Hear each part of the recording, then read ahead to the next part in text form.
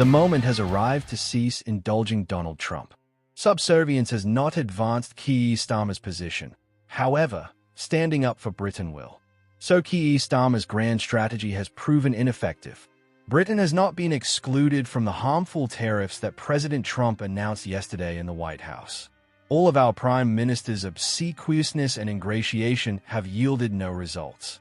As recently as last week, Number 10 was implying that this nation might secure its own favorable agreement. Evidently, this escaped Trump's attention.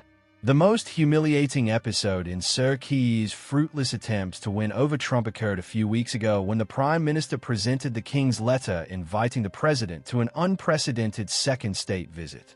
Trump characterized King Charles as a beautiful man, a wonderful man. He proclaimed that Britain was a fantastic country.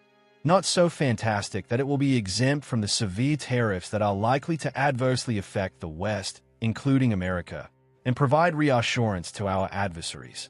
For me, and I am certain millions of my fellow citizens share this sentiment, Starmer's abject invitation represented one of the more painful episodes in our national decline.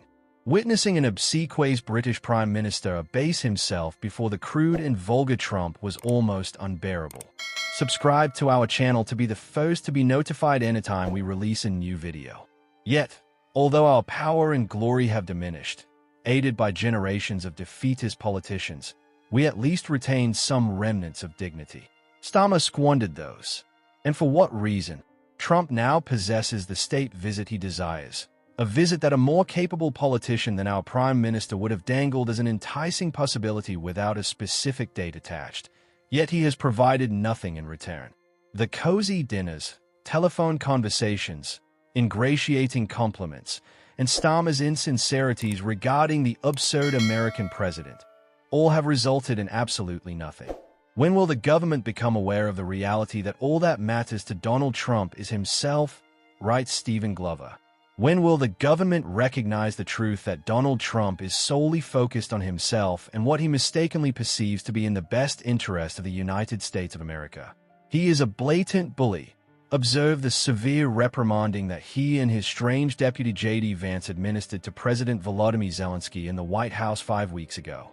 Trump has inappropriately threatened the sovereign nation of Canada by suggesting that it should become the 51st state. He asserts that America must control Greenland. He desires to seize Ukraine's minerals. He insults Zelensky one moment, flatters him the next, and then insults him again. I am uncertain whether he is genuinely mad or merely skilled at presenting himself as such. Ultimately, this distinction may be inconsequential. What the government must comprehend is that his purported fondness for Britain, frequently highlighted by Nigel Farage, the leader of reform, either does not exist or, if it does, dissipates the moment the president acts in accordance with his own rhetoric and prioritizes America, his British mother, his Scottish golf courses, and his avowed affection for the royal family and our late Queen, who allegedly could not tolerate him, ultimately provide no advantage to this nation.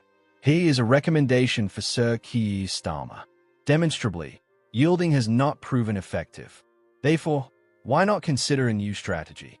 Instead of adopting the role of an ineffective supplicant, why not confront Donald Trump in a manner that is courteous, assertive, and resolute?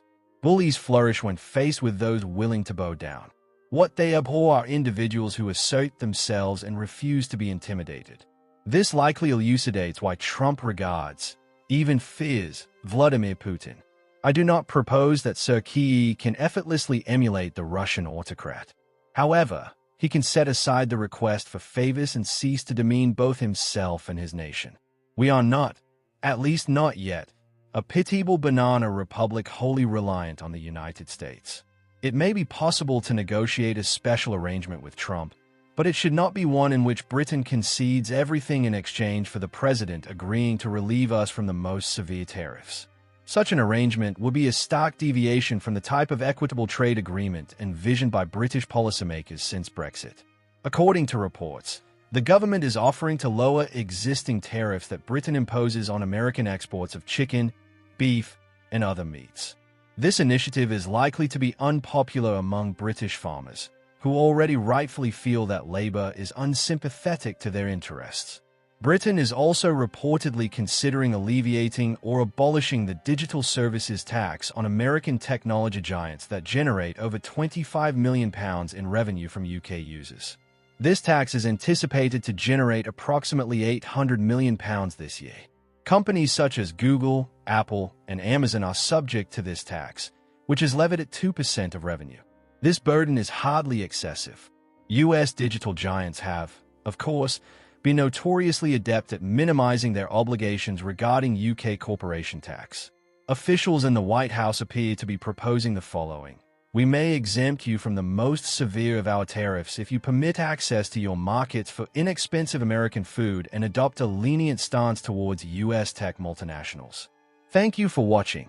I look forward to seeing you in the next installment.